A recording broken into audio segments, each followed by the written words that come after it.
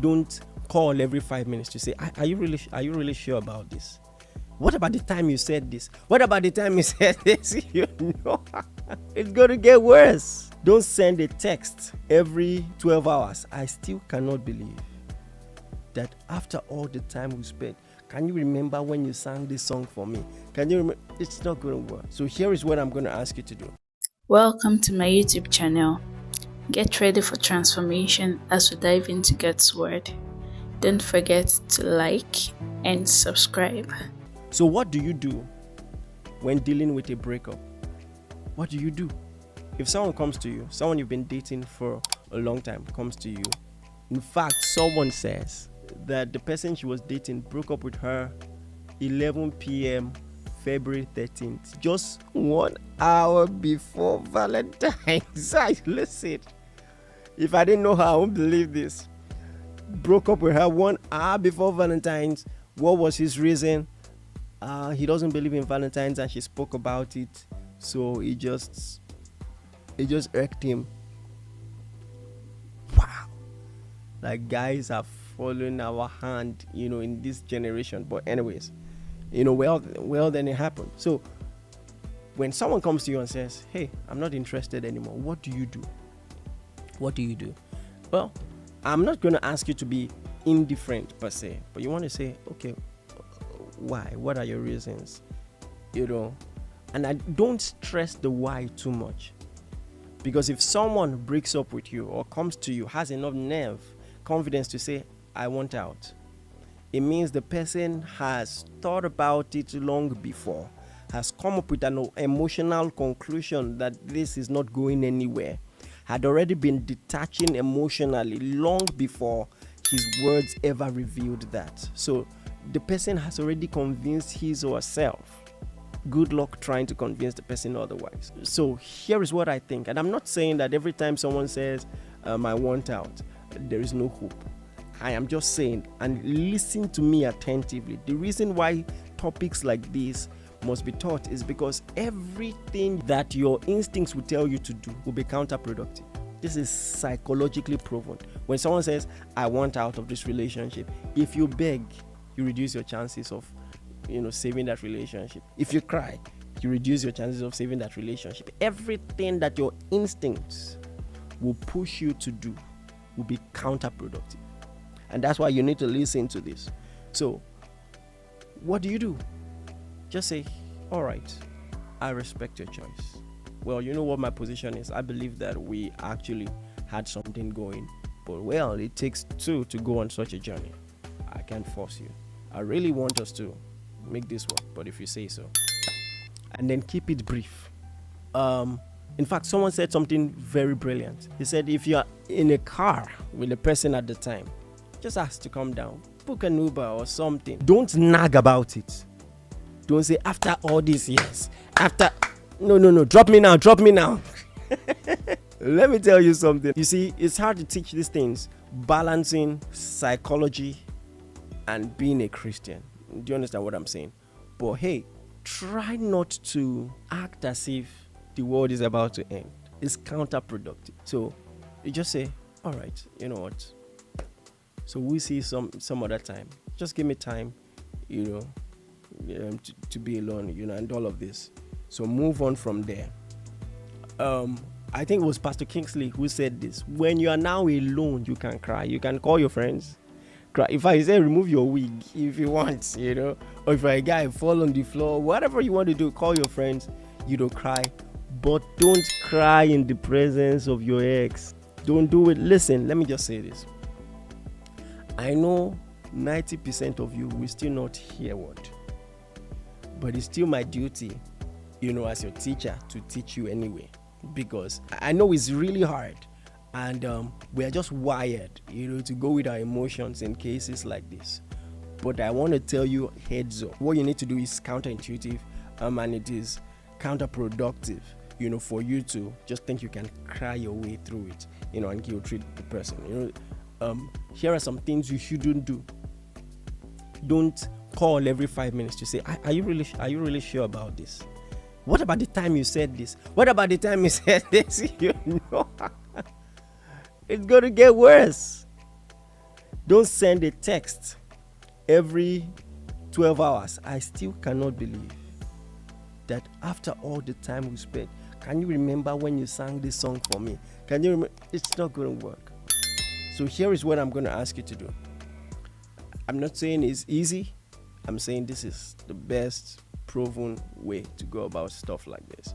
And all of this, listen, I'm speaking as a man. This is not an authority in the word, all right? This is just human relationship and interaction. The priority of the Bible is to give you wisdom by which you'll be saved. All right, so the Bible might not necessarily spell out all these things for you. So I'm spelling it out just based on behavioral science and common sense. Number one, have a no contact period.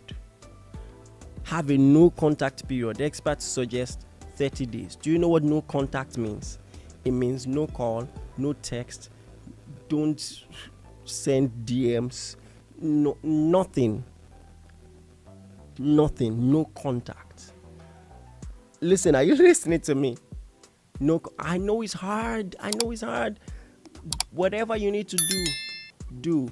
If you need to mute the person's notifications, restrict the person on Instagram, I would suggest don't block. Let me tell you this. It is counterproductive to show too much care or too much anger. Just be in the middle. Just act indifferent. If you block the person, you're showing too much attention. Now, some people cannot really take this. When you're dealing with a heartbreak, you want to block, for a while. That's okay. But it's even better. All right. This is an extreme statement, but the Bible says He prepares a table before me in the presence. It's a very crucial aspect of what I'm saying. That your ex, is happy for you, that you are moving forward in life. Because one of the most important things that can happen to you when people give up on you is for them to see that you are still moving on. All right. Not everybody can handle this, but it's important. If you are obsessing over the person, scrolling over the person's page, maybe you should go ahead and block the person. But if you can handle it, don't do it. Just find other ways. Restrict the person. Remove everything that visibly reminds you of the person. Pictures, gifts. Remove it. All right. Remove it. So that's for 30 days. If you have to delete the person's number, you can write the number. Someone said, write the number, give it to a friend. But delete the person's number. All right. So that you won't be tempted. Because even if you say, 30-day principle, I won't contact the person. One day, you might be seeing a movie that had a love scene that will just remind you of something. You just call the person and say, hello, Bola, are you really sure? I just wanted to ask you. It ain't gonna work. Do you understand? So and then the whole will just get deeper because the person will say, I'm very sure this is never going to work. So whatever you need to do. Now listen to this.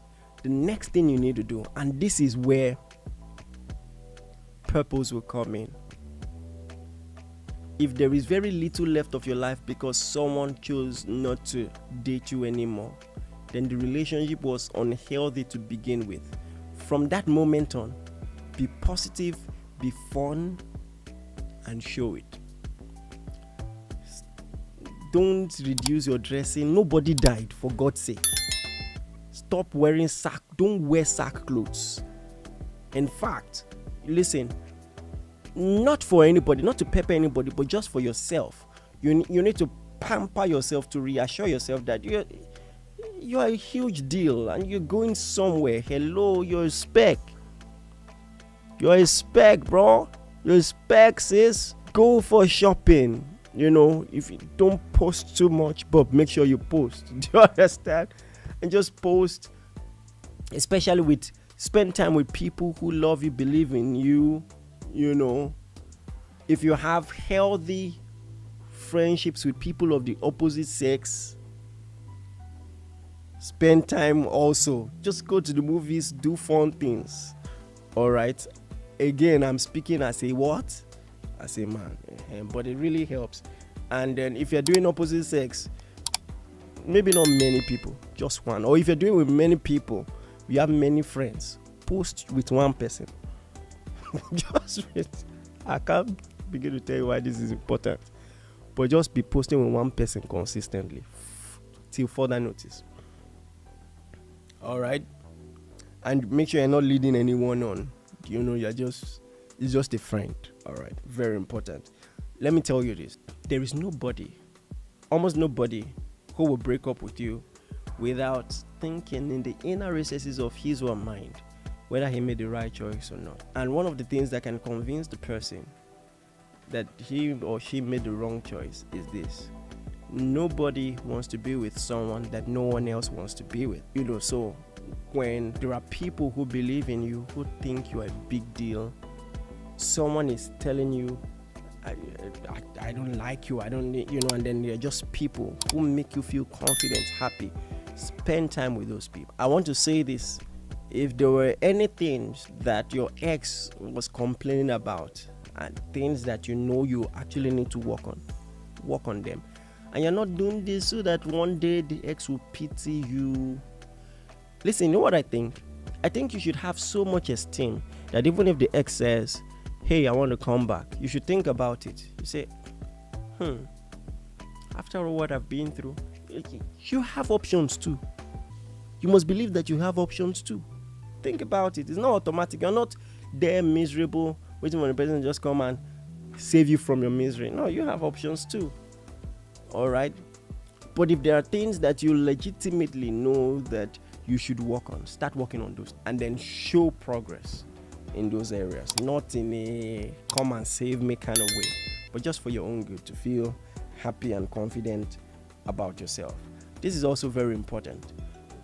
Even if you should try to avoid contact as much as possible, it is possible that you still see the ex, and it is important that you accept that this can happen, because if it is a total absolute surprise to you, you might have an emotional breakdown. You're going to ruin everything.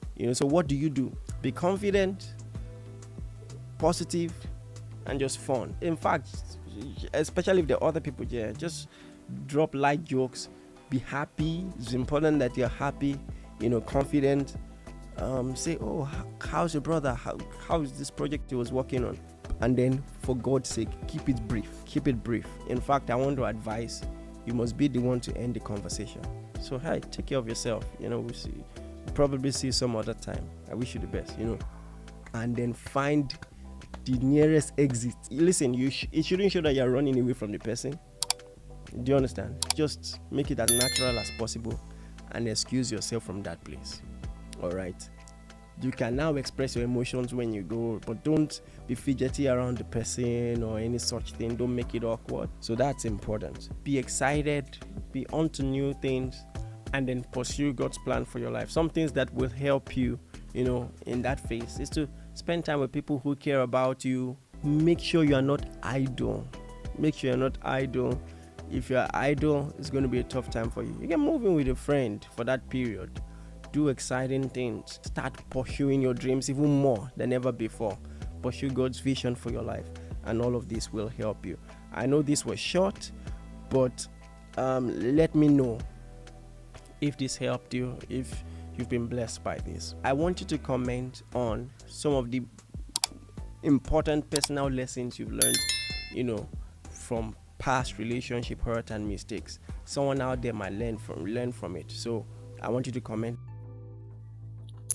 I believe you have been blessed by this message. Don't forget to like, share, comment, and subscribe. God bless you.